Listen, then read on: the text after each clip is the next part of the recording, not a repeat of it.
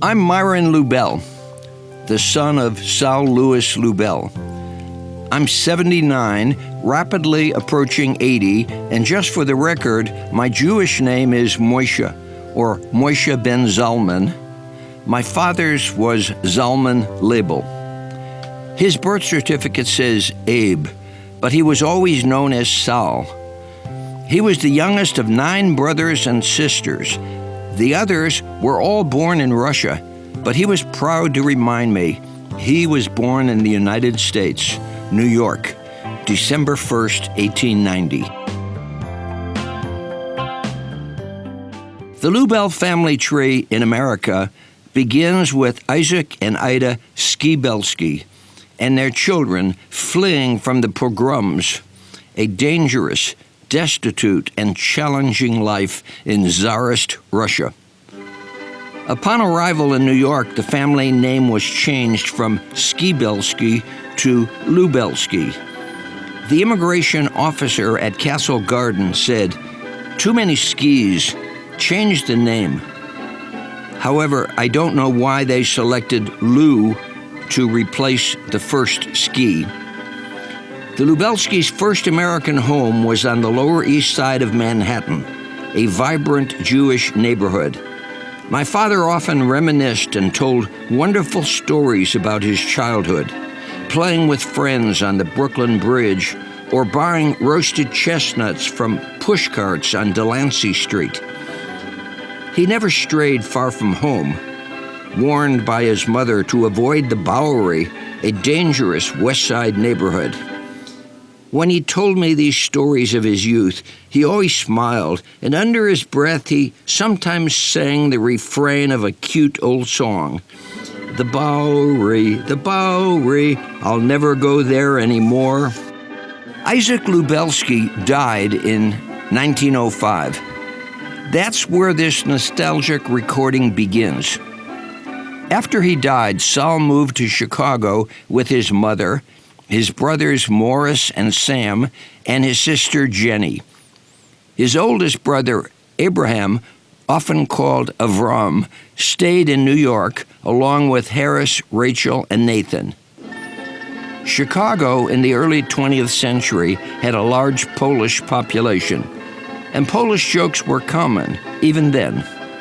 That didn't sit well with Ida Lubelsky, who was proud of her Russian heritage. She constantly defended the family name. "We're Russian, not Polish. The ski in Lubelsky ends with a Y. The Polish ski ends in an I." Eventually, Ida got frustrated, explaining that her name was not Polish. So, as the matriarch of the family, she dropped the ski and changed the family surname to Lubell. Her children living in Chicago and New York followed suit. I moved from Chicago to Miami Beach in 1951. One of my favorite childhood toys was my tape recorder. One day, when my father was 61, he wrote and recorded a nostalgic essay reminiscing about his family. The recording was supposed to be a gift for his sister, Jenny, who was living in Chicago. But 13 years later, when my father died, I found a tape among his personal items. Apparently, he never sent it to Aunt Jenny. Naturally, when I found the tape, I was excited and emotional, and I accidentally erased the first 2 minutes, which discussed the plight of our family in Tsarist Russia. Thus, when you listen to the narrative, it begins with a reference to the Jews who were leaving Russia because of communism. That was certainly the case in 1952, the time of this recording. However, that was not a problem when the Skibelskys fled in 1890. In this recording, Saul talks about his father, mother, and 7 of his siblings. But privately, he told me there was another sister, Annie. Apparently, she was banished from home as a teenager, and no one ever heard from her again. I once asked, "Why was she banished?" I received a quick response, "Don't ask." In 2017, my cousin Arthur Fain died. He was the 98-year-old son of my Aunt Jenny. I then became the last survivor from the third level of the Lubell family tree, and I felt it was my obligation to preserve my father's memoirs for future generations of our family. Thus, I have posted this nostalgic recording on YouTube. To my children, grandchildren, nephew, cousins, and friends, I hope you enjoy my father's recording.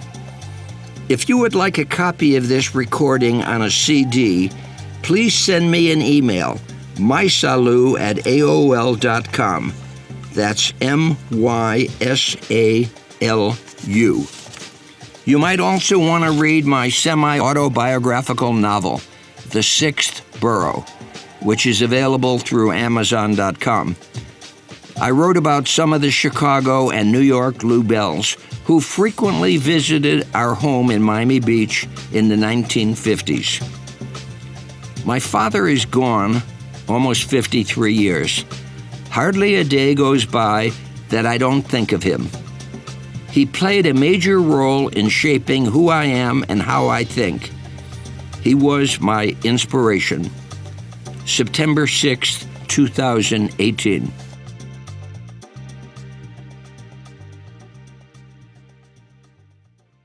Of slaving in Russia under communism, as many of our relatives no doubt are doing today. That is, those that weren't exterminated in one way or another.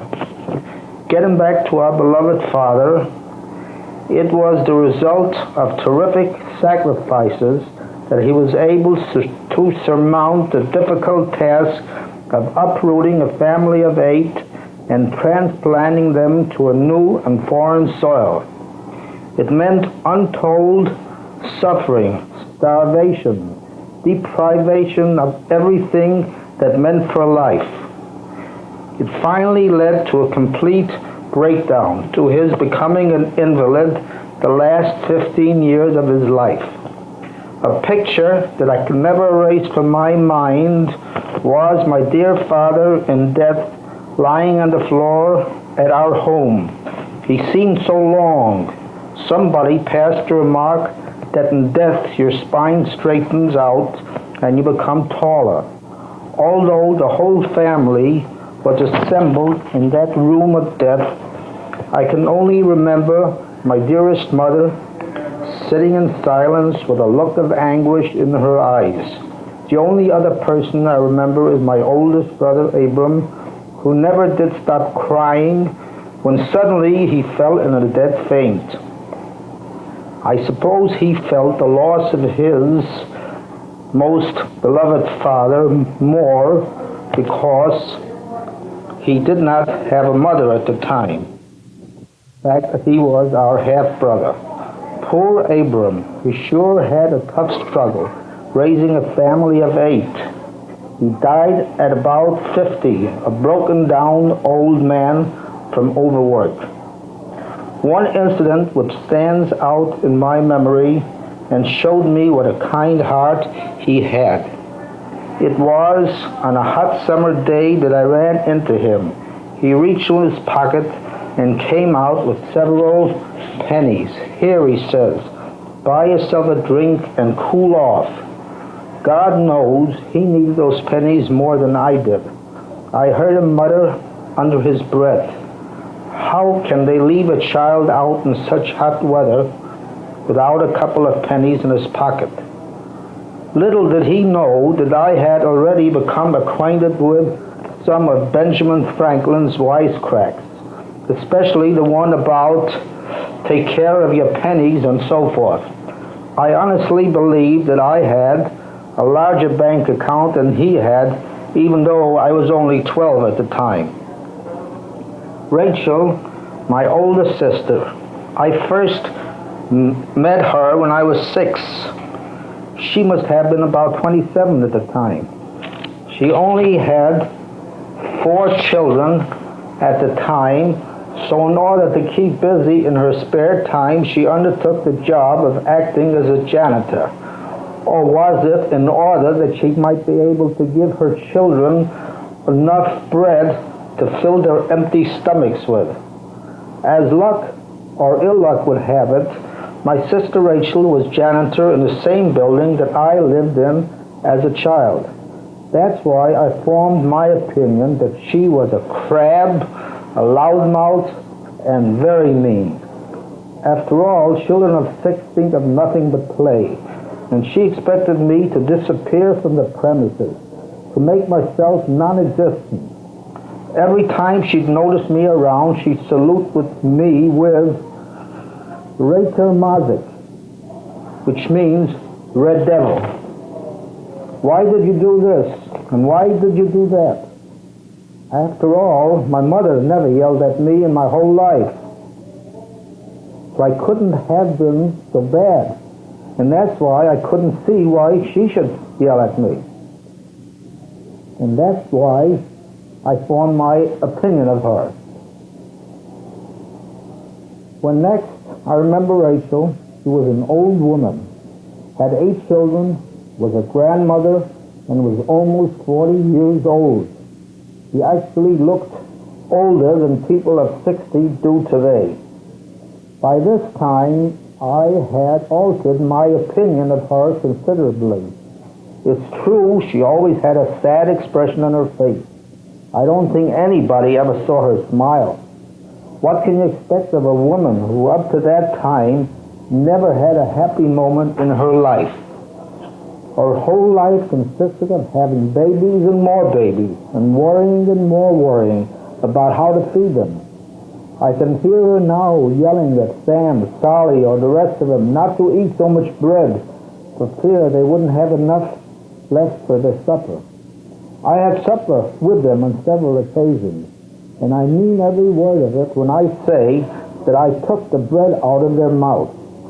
My extra meal meant that everybody left the table hungry. Now, coming to Morris, Moses, as he was called, until he left New York to establish a permanent residence in Chicago. There is really too much that can be said about him. I couldn't write it all in the whole book. But as this is only a synopsis, I will try to be very brief. He was always the head of our family. When Father lived, he went to Morris for advice. When Mother lived, she did the same. With both Father and Mother gone, our brother Morris became the supreme head of the family. We all went to him for advice. I didn't say money, of which he gave gladly. He was always just in his decisions. I don't think I'm exaggerating one iota when I say that we all considered him the brains of the family. Being the philosopher himself, he accepted the philosophy to get all you can out of life today. There is no tomorrow. Who are we to judge as to whether he was right or wrong in his way of life, in which he encountered more misery, but he also had more pleasure. In his later years, becoming more calm and collected, his presence was like sunshine. As for myself, I enjoyed sitting and talking to him more than going to the best show. I believe I can say the same for all of us. Yes, every one of us enjoyed being in his presence just as much as I did. With his passing, may his soul rest in peace, went the head of our family, our beloved counselor. Going back to my childhood days, I see Harris paying that semi-weekly visit, always with a smile on his face and never empty-handed. I always made sure to be around when he came to visit us, as it meant plenty of fresh fruit and always the best of it. Harris always managed very nicely financially. Maybe he managed too nicely because he always had a surplus of savings, which he invested and speculated. The more he made in speculation, the more he spiraled his profit. Poor Harris, he was unable to stand the setback. The shock, the worry was too much for him, and so we lost our dear brother at a very young age. Nathan, my favorite as a child, commencing as soon as I was able to be of some assistance to him in his various kinds of retail business. I even got on the payroll. My first purchase from him was in the form of a new suit of clothes. It was a great check. How I prized it. It was my first suit of clothes I ever wore. I must have been about 12 years old at the time. A couple of years later, when Nathan lost everything in business and had to start from scratch, I became a moneylender. The family all pooled their resources, which was enough to give him a new and successful start in life. During the last 15 years, I tried to see as much of him as possible. We resumed our closeness. I always looked forward to our chats, which, unlike our chats with Morris, were mostly about business or the art of making money. And believe me, his mind was very clear and active until the last. In my last few years of contact with Nathan, I came to the conclusion that when it came to downright common sense, nobody in the family had anything on him. My brother Sam, poor soul, was misunderstood by most everybody. He had a heart of gold. Was it that his reasonings were not always sound that made his life so rough? In his youth, always full of life, always looking for happiness, merriment, things that he couldn't find at home. Most of his life being short of funds, he was able to take care of his health, and so left us at an early age. Can anybody condemn a girl of 15, fully matured, lovely to look at, for making that fatal mistake of trying to see what the rest of the world looked like, from a life of work all day long, coming home to more drudgery and work, a home that resembled a dungeon more than a home, no place fit to live in? Under these circumstances, we should pity rather than condemn a poor sister next to me in age for falling prey to some unknown. Now, my dear sister, in speaking about our mother, I find it difficult to find words to describe a mother like the one we were blessed with. Looking back, it don't seem humanly possible to raise a family of 8 and take care of a sick and blind husband for 15 years, living under the worst conditions, with never so much as a gesture of discontent, always satisfied with life, always kind to everybody, always ready to help those who needed our help.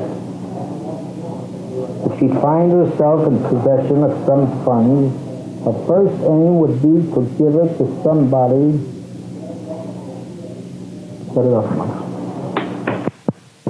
who needed it more than she did. I told you, dear sis, that I wouldn't be able to describe our dear mother. So I will close with these last words, that our dear mother was the closest that any human being could get to God. Your loving brother, Sal. Dated July 16th, 1952.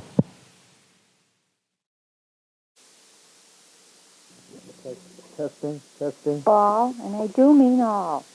I want to add a postscript to Sal's family reminiscing, so here goes.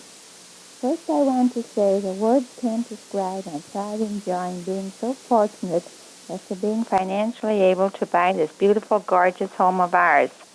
Men will never understand a woman's pride and joy in her home.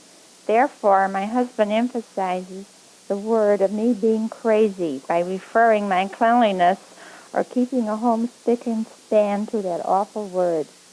Yes, I'm just a perfectionist or a facsimile. Anyhow, I love my home and I want everyone who comes into it to feel at home. Sal loves the house equally as well as I do. If you would see what he's doing around here, you would call him crazy too. Enough about that. Next week, Roberta, Max, Elias, Jack, and adorable Barry are coming to visit with us. We sure are looking forward to seeing them. Myron has all the kids in the neighborhood playing ping pong in our garage. What a commotion around here. Never a dull moment. Referring back to Sal's reminiscing of the Lubell family tree, I want to add for him that my greatest wish is that you, Jenny, and him shall be together for many, many more years. We want you to be our guest every winter for as long as you care to stay. I hope you all get a kick out of hearing our voices. Now Myron will render you a few accordion selections.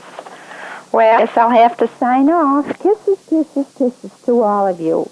Your loving Aunt Rose and your loving sister-in-law. Goodbye, dear.